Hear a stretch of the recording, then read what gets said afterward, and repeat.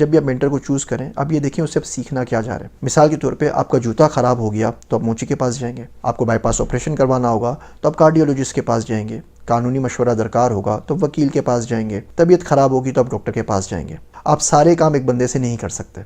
यही गलती हम मेंटर चूज़ करते हुए करते हैं। हम चाहते हैं कि जो मेंटर हमारे पास हो उसका दर्जा बस नबूवत से 2-3 इंच नीचे हो और उसको सारी बातें पता हों। नाउज़ुबिल्लाह बिल्हम तो किसी को होता नहीं है, वही तो आती नहीं है। आखिरी नबी सल्लल्लाहु अलैहि वसल्लम थे हज़रत मोहम्मद मुस्तफ़ा सल्लल्लाहु अलैहि वसल्लम, उनके बाद कोई नबी आएगा नहीं, ये सिलसिला तो ख़त्म हो चुका। तो आप लोगों को उस नबूवत की छन्नी से नहीं छाने। जिस छन्नी से हम लोगों को छानते हैं मेंटर के लिए, उसमें सिर्फ नबूवत बाहर आ सकती है और कोई बाहर नहीं आ सकता।